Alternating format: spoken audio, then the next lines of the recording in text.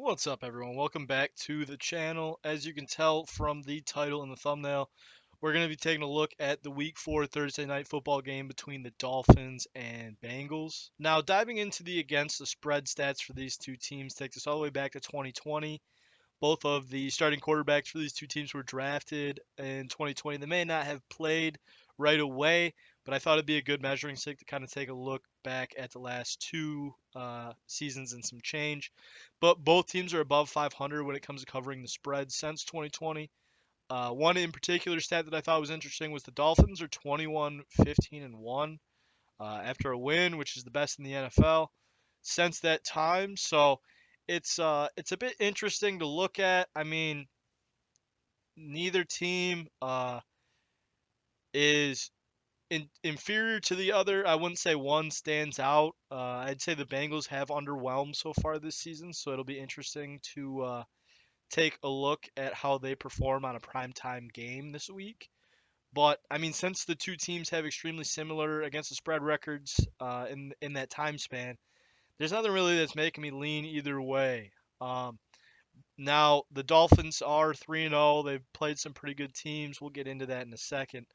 But yeah, there's nothing really making me lean either way with the against the spread stats. However, if we take a look at the over/under records between these two teams, dating back to 2020 as well, each team goes under more than they do over. So they fail to hit the over more than they hit it, which makes it kind of interesting because I would think going into this game with two young quarterbacks that seem to be playing really well and some of the weapons they have around them, I would have leaned more towards the over, and the line isn't crazy high. So it makes it interesting. This season, too, both teams are a combined 1-5 when it comes to hitting the overs. So out of the three games that each team has played, they're combined 1-5, which makes me want to lean towards the under even more. However, the reason I won't is because the over is currently set at 47 points, which, like I said, seems a little low for these two teams. Um, it will depend on how healthy Tua is for the Dolphins. He was on the injury report earlier this week. Fortunately, he's not on the injury report anymore for the Dolphins, so Tua should be good to go Thursday night. But Jalen Waddle is on the injury report. There's some other guys, and there's some guys for the Bengals, so it'll be interesting. I'm not gonna take a look or a lean towards the over under just because the line is a little low. If the line was up in the 50s, I'd probably lean towards the under. But with it set at 47, I'm not going to mess with it. Then, as I mentioned regarding the injury status for the Dolphins and Bengals, currently the Dolphins were dealing with an injury to Tua. I believe it's his back. But as of today, he's not on the injury report, so I'm going to take that as he's good to go. Jalen Waddle and Xavier Howard are both questionable, which are impact players for the Dolphins. So it should be interesting to see if they can suit up on Thursday.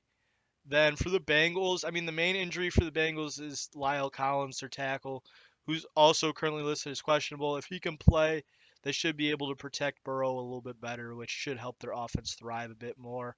But now getting into the stats of each team, I mean, the Dolphins' defense has struggled to this point. However, they haven't really given up a substantial amount of points. They're allowing over 425 yards a game, over 400 yards a game. They're right around 425 per game, most of which is coming through the air. I believe over 300 of it is coming through the air, but they're only allowing 21 points per game. I mean, 21 points is it's not a low amount of points, but it's not some crazy high amount of points. So they're able to get stops when they need to, and they're able to force field goals after long drives. They're not giving up many touchdowns. Is what I'm trying to say. The Bengals defense, however, has performed significantly better than the Dolphins. However, they have gone up against some struggling offenses in the Jets, the Cowboys, and the Steelers, and their offense themselves has been struggling, so their defense has been on the field more than they should.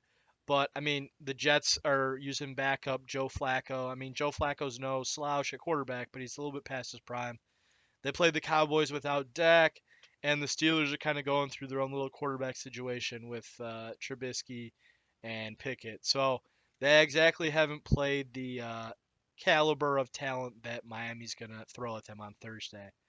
And then, like I said, if Tua plays, which he should due to him being off the injury report, I would expect the Dolphins to rack up quite a bit of yardage in this game, which hopefully will result in a lot of points.